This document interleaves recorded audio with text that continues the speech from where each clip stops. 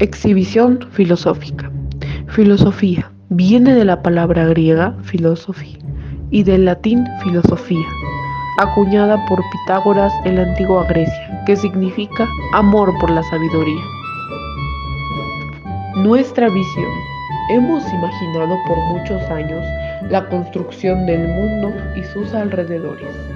Vemos cómo la sociedad ha formado sus ideales, y es aquí donde la filosofía abre sus puertas con una fuerza y amor única por el conocimiento, la reflexión de lo que creemos cierto, observando y dando vida a cada una de las ideas, analizando su veracidad y comprendiendo nuestro entorno.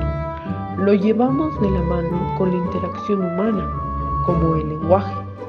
Este museo virtual nos hablará de la marca que ha dejado la filosofía, desde los primeros pensadores hasta la edad postmoderna. Comencemos.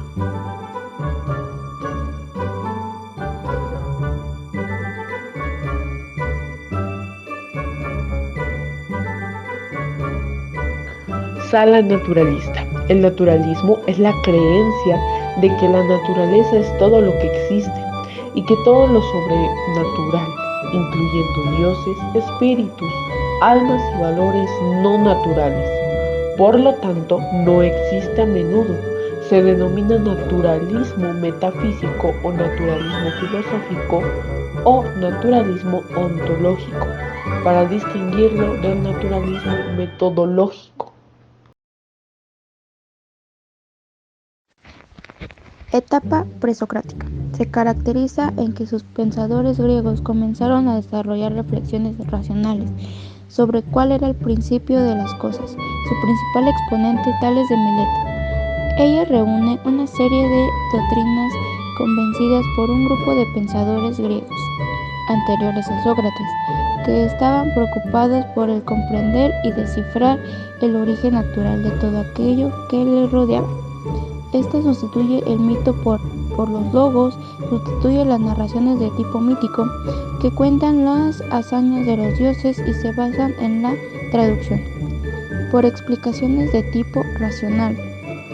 Se interesaban sobre todo por la cosmología, el principio y la sustancia del universo. Pero los primeros filósofos abarcaron tanto el funcionamiento del mundo natural como la sociedad humana, la ética y la religión. Etapa socrática. Qué desgracia es para un hombre envejecer sin haber conocido la belleza y fuerza de la cual su cuerpo es capaz. Sócrates. Esta fase comprende de la crítica, adoptando un tono crítico, el cual nos muestra métodos como el método socrático, que consiste en una búsqueda activa y participativa del conocimiento. Invita a pensar e investigar por uno mismo y explorar nuevas vías para abordar los problemas. En estos encontramos al filósofo Sócrates y sus seguidores. Sócrates fue un filósofo que vivió en el siglo V a.C., en la antigua Grecia. Su importancia en la historia de la filosofía es tal que su pensamiento marca el inicio de una nueva concepción de la disciplina y se llama presocráticos a los filósofos anteriores a él. Mientras que el interés de la filosofía presocrática radicaba en la cosmología, los eventos naturales y el universo, Sócrates dio un giro antropológico a la filosofía al ocuparse del ser humano. Muy poco se sabe de Sócrates, ya que el filósofo no dejó escritos y las fuentes de la época en ocasiones son contradictorias. Las referencias más importantes provienen de sus discípulos, especialmente de Platón, que lo hizo protagonista de sus obras, del historiador Jenofonte y del autor de comedias Aristófanes, quien lo ridiculiza en su obra Las nubes. Aristóteles fue un filósofo, polímata y científico griego, nacido en la ciudad de Estagira, al norte de la antigua Grecia. Es considerado junto a Platón el padre de la filosofía occidental. Sus ideas han ejercido una enorme influencia sobre la historia intelectual de Occidente por más de 2 milenios. Sala 2. Etapa medieval. La filosofía medieval es un tipo de filosofía que es interpretada de forma convencional, como la filosofía de Europa occidental, que se dio entre el declive de la cultura pagana clásica y el Renacimiento, en lo que se llamó el periodo medieval o la Edad Media. Etapa medieval. Es el periodo histórico que abarca desde la caída del Imperio Romano de Occidente, 476, hasta el descubrimiento de América, 1492, y es el conjunto de corrientes, de pensamientos y tratados filosóficos que se desarrollaron desde la caída del imperio. Su principal búsqueda era la cohesión de las creencias heredadas de la filosofía clásica con los dogmas del cristianismo, aunque también hubo aportes muy importantes de las creencias judías e islámicas. Siguiente etapa, Renacimiento. Durante la etapa renacentista, la filosofía estuvo destinada a explicar la crisis del pensamiento religioso, el auge de la burguesía como nueva clase social y del surgimiento de una nueva manera de comprender al hombre y la naturaleza.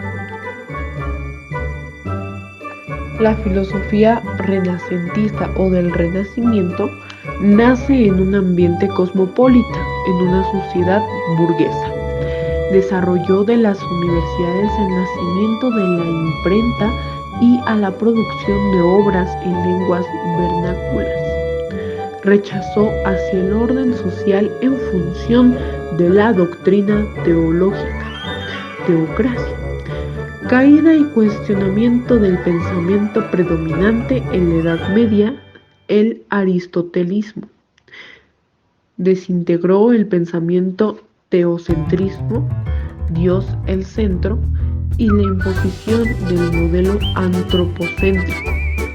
El ser humano pasa a un primer plano.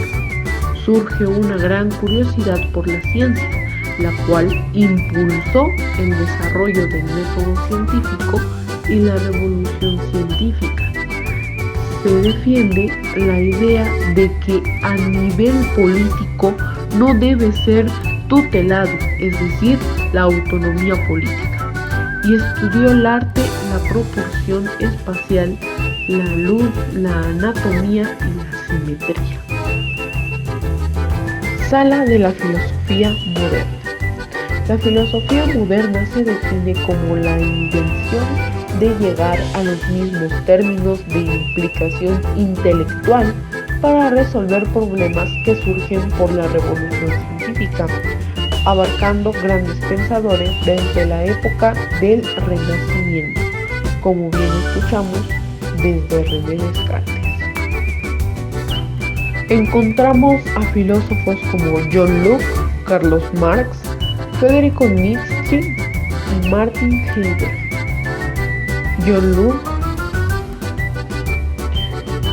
Locke se centró en el empirismo, la teoría del conocimiento, que se convierte con Locke en una rama independiente de la filosofía.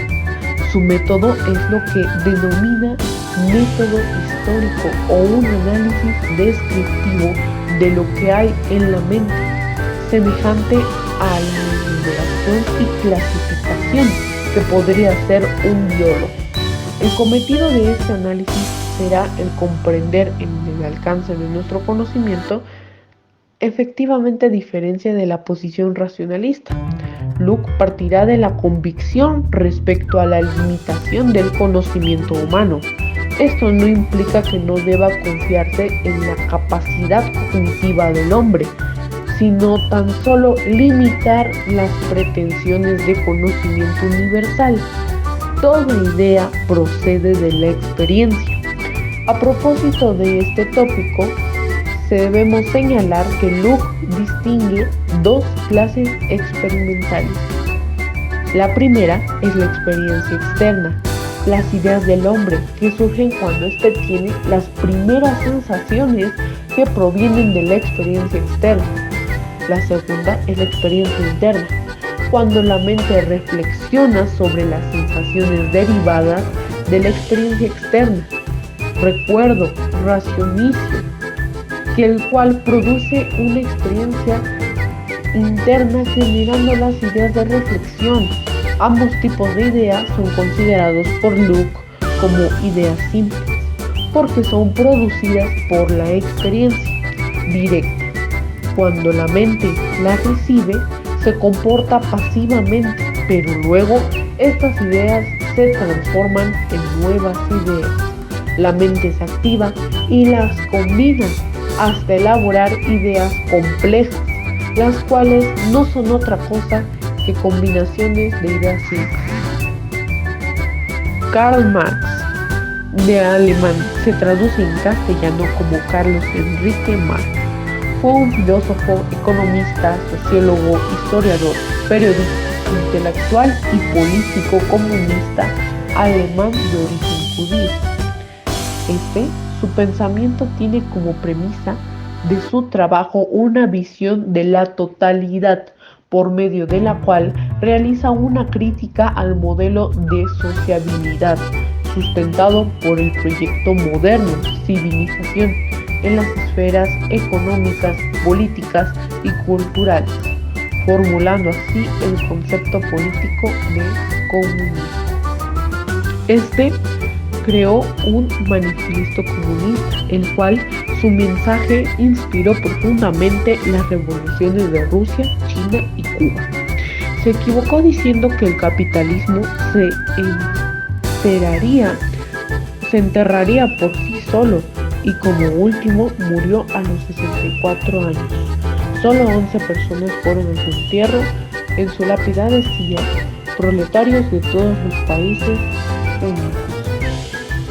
Nuestro siguiente filósofo es Friedrich Wilhelm Nietzsche, poeta y músico, filósofo alemán, cuya obra ha ejercido una profunda influencia en el pensamiento mundial, contemporáneo y la cultura occidental.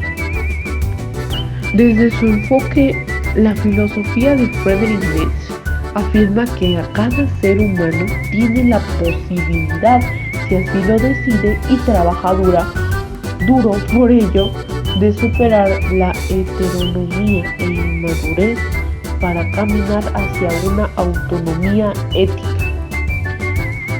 Martin Heidegger fue un filósofo, ensayista y poeta alemán. Muchos especialistas se refieren a él como el pensador y el filósofo más importante del siglo XX. Heidegger sostiene que el movimiento hermenéutico de la autointerpretación está esencialmente determinado por el hecho de que la vida fáctica se da en un modo distorsionado, pues siempre está encubriéndose a sí mismo. Este encubrimiento es tan originario como la noticia que la vida originaria tiene de sí misma. Sala postmoderna. La filosofía postmoderna es un movimiento filosófico que surgió en la segunda mitad del siglo XX como una respuesta crítica a las suposiciones presentes en las ideas filosóficas modernistas con respecto a la cultura, identidad, historia o lenguaje que se desarrollan durante ideas de la Ilustración. Los pensadores postmodernistas desarrollaron conceptos como la diferencia, la repetición, el rastro y la hiperrealidad para subvertir las grandes narrativas, la univocidad del ser y la certeza epistémica. En la filosofía postmoderna encontramos a los siguientes filósofos. Zygmunt Bauman fue un sociólogo, filósofo y ensayista polaco-británico de origen judío. Su obra, que comenzó en la década de 1950, se ocupa, entre otras cosas, de cuestiones como las clases sociales. Zygmunt Bauman acuñó el término de modernidad líquida a los tiempos actuales, basándose en los conceptos de fluidez, cambio, flexibilidad, adaptación, entre otros. Bauman afirma que lo líquido es una metáfora regente de la época moderna, ya que ésta sufre continuos cambios irrecuperables. Vamos con el siguiente filósofo, Peter Sloterdijk. Peter Sloterdijk es un filósofo y ex catedrático alemán de la Escuela de Arte y Diseño de Karlsruhe hasta 2017. Tiene 76 años. Lo que plantea Peter Sloterdijk es que tiene un debate planteado a tres categorías, a saber, antropotécnica, al ser humano producto de la técnica, y la homeotécnica, las cuales permiten legitimar el conocimiento de aquellas sociedades que la ciencia moderna no valida. Y por último tenemos a Chul Han.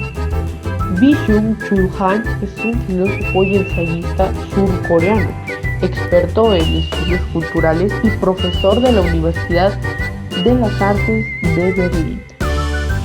Este actualmente tiene 64 años. Su pensamiento de Byung-Chul Han sostiene que vivimos bajo una especie de dictadura, pero de nuevo cuño, que el comunismo y el fascismo eran movimientos totalitarios que coaccionaban al individuo mediante la fuerza externa. El capitalismo actual se habría convertido en un sistema totalitario que aplica la fuerza internamente. Este basa en la no oposición, en el deseo de algo que uno no entiende todavía. Se conecta en alto grado al Eros, por lo que la agonía del Eros, título de su obra, es también una agonía del pensamiento. No todo debe ser comprendido y debe gustar, no todo debe estar disponible. Conclusión.